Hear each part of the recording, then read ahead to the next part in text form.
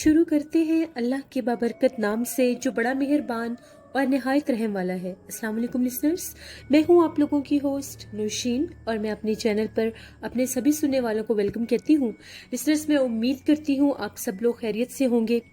आज आप लोगों के लिए मैं बहुत इंटरेस्टिंग हॉरर स्टोरीज लेकर आई हूं, मगर वो हॉरर स्टोरी शुरू करने से पहले मेरे एक लिसनर हैं अल कुरान हयाती के नेम से, उन्होंने मुझे कमेंट किया था जब मेरी लिसनर रिमशा सैयद ने इंडिया से अपनी सिस्टर की स्टोरी शेयर की थी, जिसमें उन्होंने बताया था कि उनकी सिस्टर पर गैर मर्ई मखलूक़ात के असरात हो गए थे और जो अभी तक भी कभी कभार महसूस होते हैं। उनके लिए उन्होंने कुरान पाक और हदीस की रोशनी में एक ऐसा ज़रिया बताया है जिससे वो निजात हासिल कर सकती हैं। रुकैया शरैया के नेम से ये है और अभी मैंने इसके बारे में बहुत सी मालूमात नहीं ली। अभी जब जितना तारुफ मैंने इसका देखा है उसमें ये होता है, कुरान और कुरान पाक की कुछ अहादीस को, आयात को, कुरान पाक की आयात को और अहादीस को इकट्ठा करके वो रुकैया शरैया बनाया जाता है जिसके ज़रिए रूहानी इलाज होता है। इस पर मुकम्मल डिटेल के साथ इंशाल्लाह मैं इंफॉर्मेशन लेकर किस तरह से वो रूहानी इलाज होता है वो ज़रूर बताऊंगी। ये मेरे लिसनर हैं जिन्होंने मैसेज दिया था रिमशा की सिस्टर के लिए, जो उनकी तरफ से मैंने ये रिमशा को मैसेज दिया है। बहुत शुक्रिया आपका जिन्होंने ये मैसेज इतना अच्छा शेयर किया है, थैंक यू वेरी मच।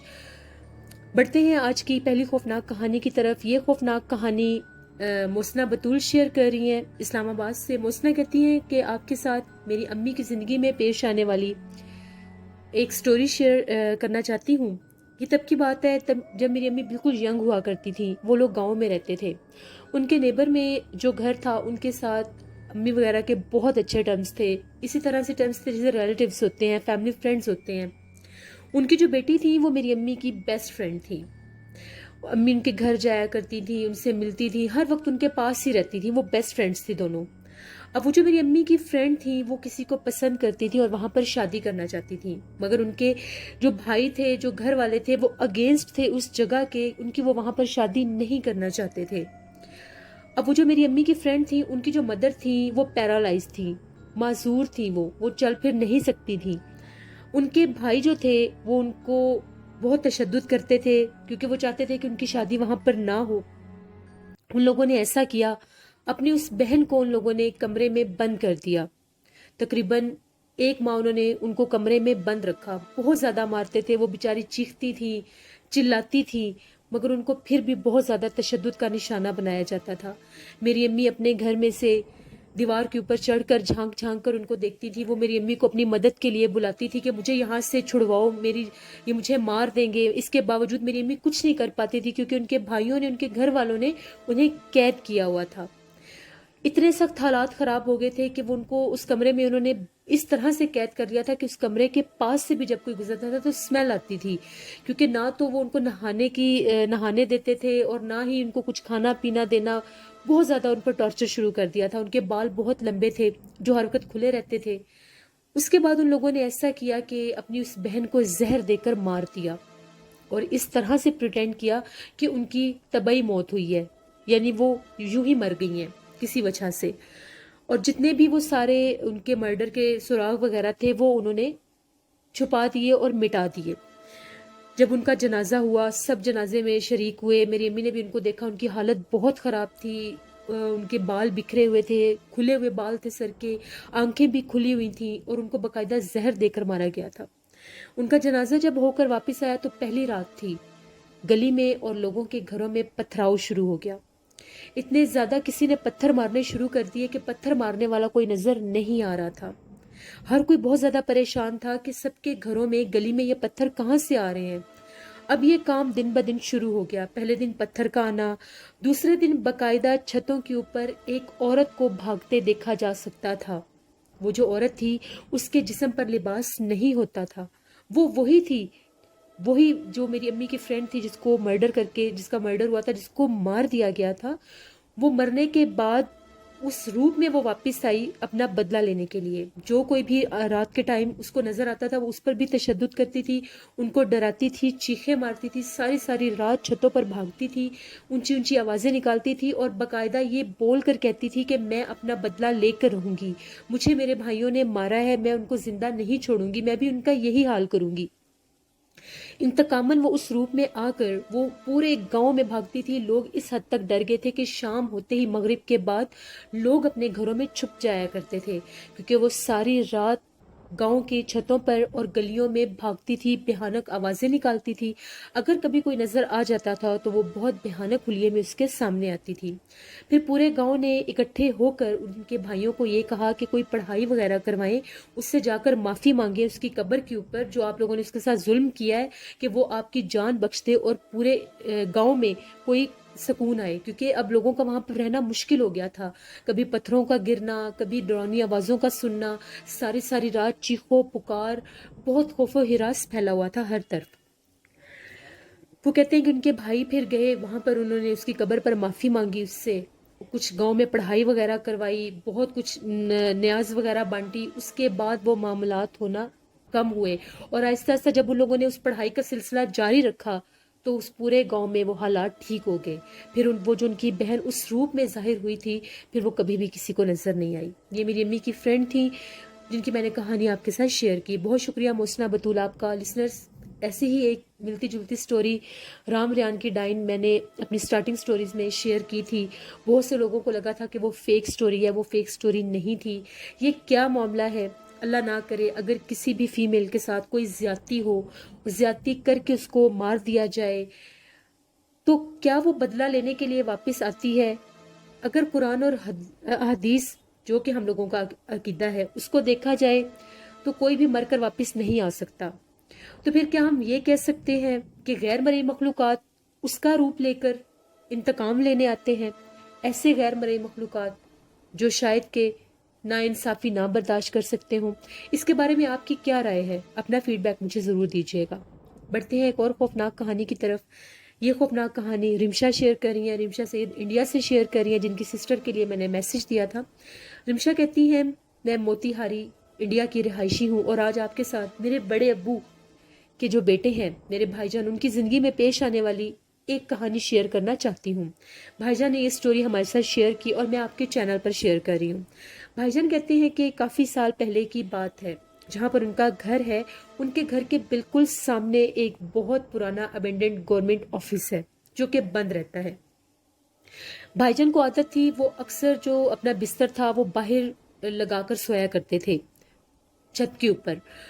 गर्मियों का मौसम था, वो सोए हुए थे, तो वो कहते हैं कि आधी रात का टाइम हुआ तो मेरी आंख खुली एकदम से, हल्की हल्की रोशनी थी, तो मैं क्या देखता हूँ कि जो टेरेस की छत है उसके ऊपर एक दरमियाने से कद की कोई औरत खड़ी है।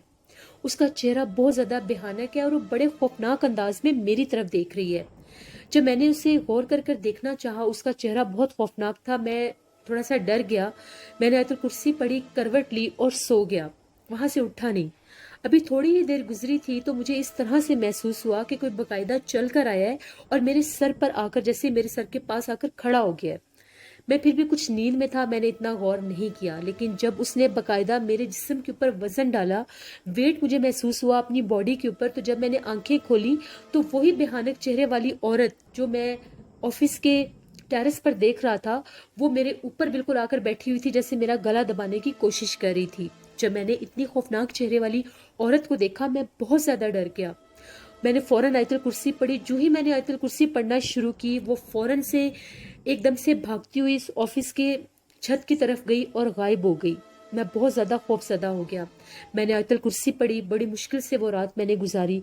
जब मैं सुबह जागा तो मैंने ये सारा वाकया अपने घर वालों को बताया, तो मेरे अब्बू ने मुझे ये कहा कि बेटा कभी भी दोबारा बाहर उस जगह पर बिस्तर लगाकर मत सोना, क्योंकि वो जो ऑफिस है वो सारा हिस्सा बहुत ज़्यादा आसेब ज़दा है, वहाँ पर बहुत ज़्यादा जिन्नात का बसेरा है। तुम अकेले सो रहे थे इसीलिए उन जिन्नात ने तुम्हें डराया। फिर उसके बाद कभी भी मेरे जो भाई हैं वो वहाँ पर नहीं अकेले सोए। ये मेरे ताया अबू के बेटे की ज़िंदगी की कहानी थी जो मैंने आपके साथ शेयर की। बहुत शुक्रिया रिमशा आपका।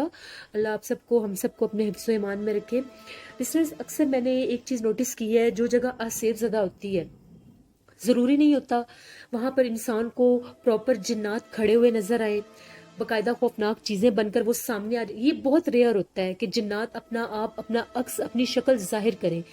कभी कभार वो किसी स्मेल या खुशबू की शक्ल में नजर आ जाएंगे, कभी कभार वो किसी परछाई की शक्ल में नजर आ जाएंगे, कभी कभार وہ کسی آہٹ کی شکل میں نظر آتے ہیں. اور یہ جو انسان جب سویا ہوتا ہے اور اس کے جسم پر یوں بوجھ پڑ جانا، باقاعدہ محسوس ہونا کہ اس کا گلا کوئی دبا رہا ہے، وہ چاہ کر بھی چیخنا چاہتا ہے نہیں چیخ پاتا، یہ میں نے جنات کی ایک قسم بہت زیادہ دیکھی ہے اور سنی بھی ہے. انفیکٹ یہ میرے خود کے ساتھ بھی یہ ہو چکا ہے، میں نے بھی اس چیز کو فیس کیا ہوا ہے. بالکل اس ٹائم انسان بے بس ہو جاتا ہے.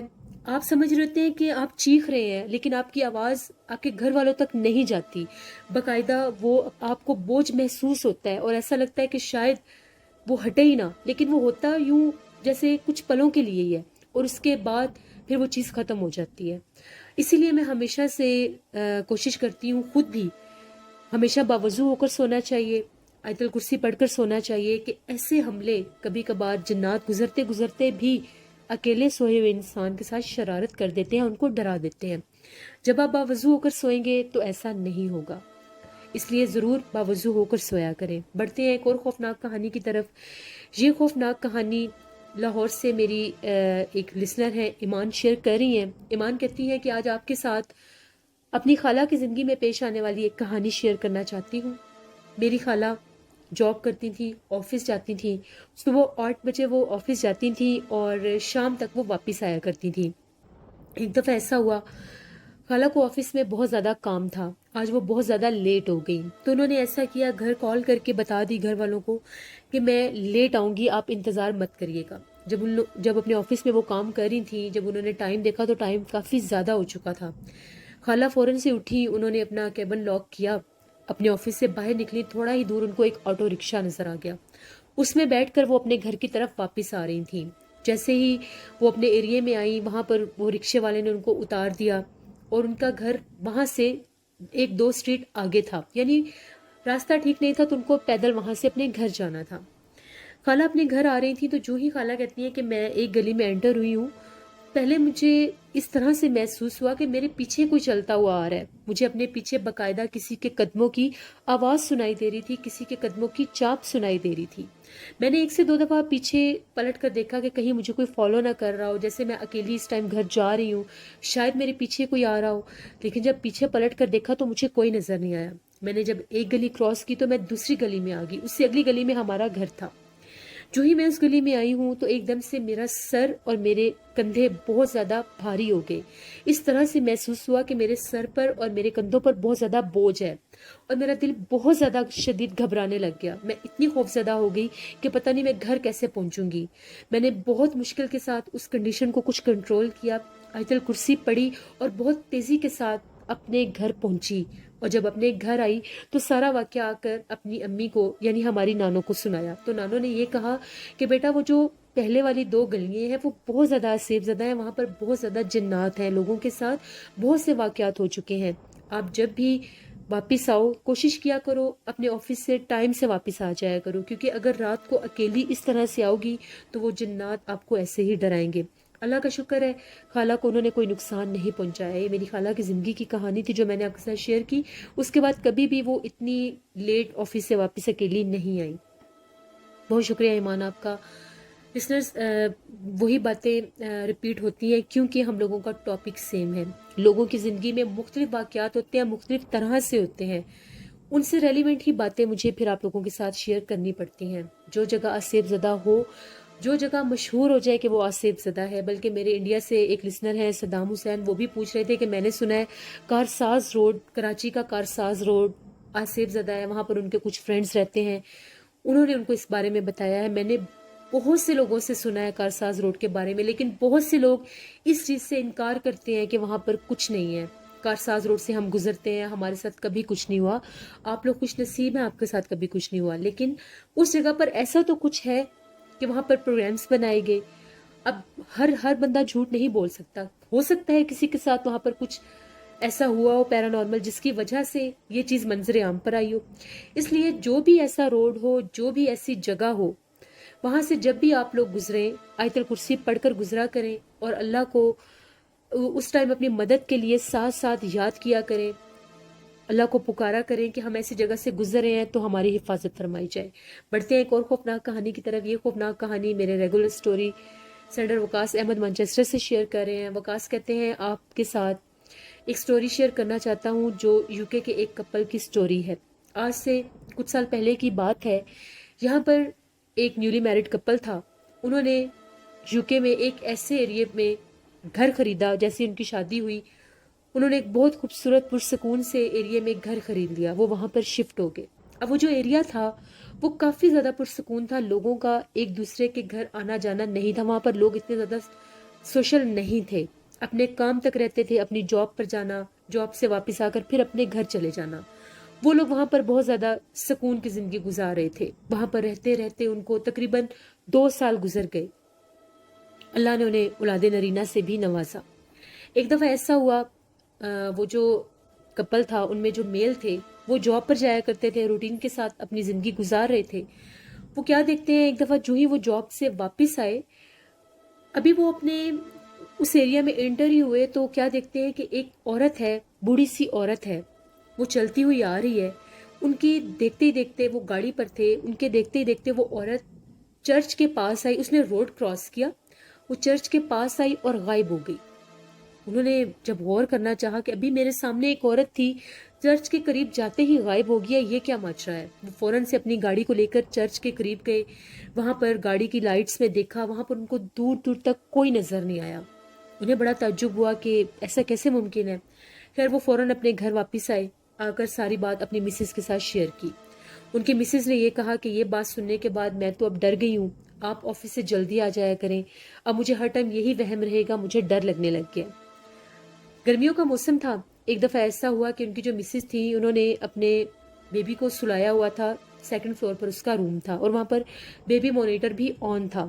خود وہ نیچے والے پورشن میں بیٹھ کر اپنی سسٹر سے باتیں کر رہی تھی. ایک دم سے انہیں اس طرح سے محسوس ہوا کہ جس طرح سے بیبی مانیٹر میں کسی کے چلنے کی آواز آ رہی ہے.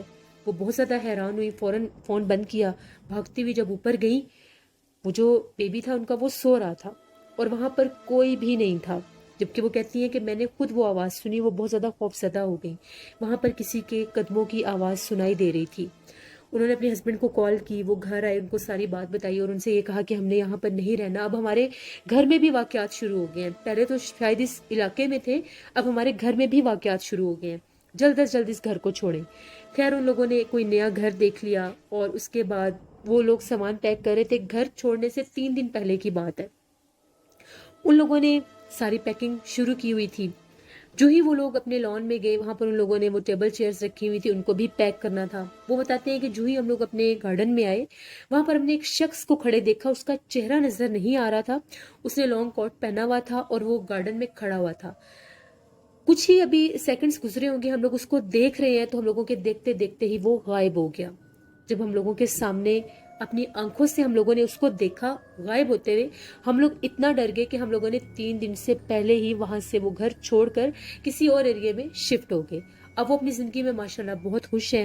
اللہ نے انہیں 3 بیٹے اور 2 بیٹیوں سے نوازا ہے اور وہ پرسکون زندگی گزار رہے ہیں. لیکن وہ یہ کہتے ہیں کہ وہ جو ہم لوگوں کی زندگی کا حصہ تھا, وہ جو کچھ دن تھے جو ہم نے اس پیرانارمل ایکٹیویٹیز کو فیس کیا, وہ بہت ٹف تھے. یہ وقاص احمد نے مانچسٹر سے سٹوری شیئر کی تھی. بہت شکریہ وقاص احمد آپ کا, آپ ریگولر سٹوری شیئر کرتے ہیں, اتنی ایفرٹ کرتے ہیں, thank you very much. Listeners, بعض علاقے بہت پرسکون ہوتے ہیں, وہاں پر زیادہ شور شرابہ نہیں ہوتا, وہاں پر زیادہ لوگوں کا آنا جانا نہیں ہوتا. وہ جگہ ویران رہنے کی وجہ سے, وہ علاقے, وہ سراؤنڈنگ کی جو روڈ ہے وہ ویران رہنے کی وجہ سے بھی وہاں پر جنات اپنا بسیرا کر لیتے ہیں. فار انسٹنس کوئی پارک ہے, کوئی پارک کا مخصوص حصہ ہے, وہاں پر لوگ نہیں جاتے, وہاں پر لوگ نہیں اٹھتے بیٹھتے, تو پھر وہاں پر غیر مرئی مخلوقات اپنا بسیرا کر لیتے ہیں. آپ لوگوں نے بہت سی جگہ پر سنا ہوگا, اکثر جو جھولے ہیں وہ شام کے ٹائم جھولتے رہتے ہیں. اگر ان پر بچے نہ بھی بیٹھیں, ان پر کوئی نہ بھی ہو, تو وہ اکثر جھولتے ہوئے محسوس ہوتے ہیں. کہا یہ جاتا ہے کہ مغرب کے بعد جنات آزاد ہوتے ہیں اور فجر کی اذان تک آزاد رہتے ہیں.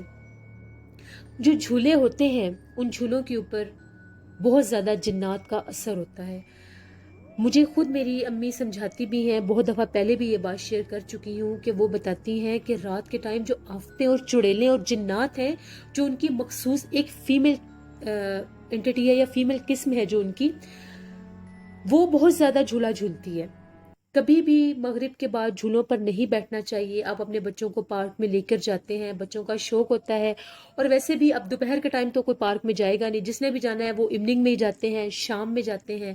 تو جب بھی اپنے بچوں کو جھولوں پر بٹھائیں, ان پر آیت الکرسی پڑھ کر پھونک دیا کریں کہ اللہ نہ کرے اگر کسی جگہ پر کسی غیر مرئی مخلوق کا بسیرا ہو یا اس ٹائم وہ وہاں پر کھیل رہے ہوں تو وہ آپ کے بچوں کو نقصان نہ دیں. اکثر بچوں کے ساتھ ایسا مس ہیپ ہو جاتا ہے, ان کو کوئی نہ دکھنے والا وجود دھکا دے دیتا ہے, ان کے ساتھ کوئی نہ دکھنے والا وجود کھیلنے لگ جاتا ہے, جو ان معصوم بچوں کو تو نظر آ رہا ہوتا ہے لیکن ہم لوگوں کو نظر نہیں آ رہا ہوتا. اس لیے ضرور خیال رکھا کریں. یہ چھوٹی چھوٹی سی چیزیں ہیں جو زندگی میں بہت کام آتی ہیں. اپنا فیڈ بیک مجھے ضرور دیں. آپ لوگوں کو آج کی ساری خوفناک کہانیاں کیسی لگی؟ آپ لوگ بھی اپنی زندگی کی سٹوری شیئر کر سکتے ہیں ڈسکرپشن باکس میں دیے گئے ای میل آئی ڈی noshinwirk57@gmail.com پر. اس کے علاوہ آپ مجھے کمنٹ باکس میں بھی سٹوری شیئر کر سکتے ہیں. میرے ایک لسنر ہیں کامران احمد, انہوں نے بھی میسج دیا ہے کہ اپنے لسنرز کو یہ بات سمجھائیں کہ جب بھی اپنے گھر سے باہر نکلا کریں 3 دفعہ لازمی آیت الکرسی پڑھ کر اپنے اوپر پھونک کر پھر جایا کریں. بہت شکریہ آپ کا. آپ لوگ سب اسی طرح سے اپنا بھی خیال رکھا کریں, اپنے چاہنے والوں کا خیال رکھا کریں, باوضو رہا کریں, قرآن پاک پڑھا کریں, نماز پڑھا کریں اور اللہ سے دعا کیا کریں کہ اللہ آپ سب کو, ہم سب کو اپنے حفظ و ایمان میں رکھے. کل آپ لوگوں کے ساتھ پھر ملاقات ہوگی کسی نئی خوفناک کہانی میں. جہاں رہیں خوش رہیں. اپنی ہوسٹ نوشین کو دعا میں یاد رکھیے گا. Thank you for watching. Stay blessed. اللہ نگہبان.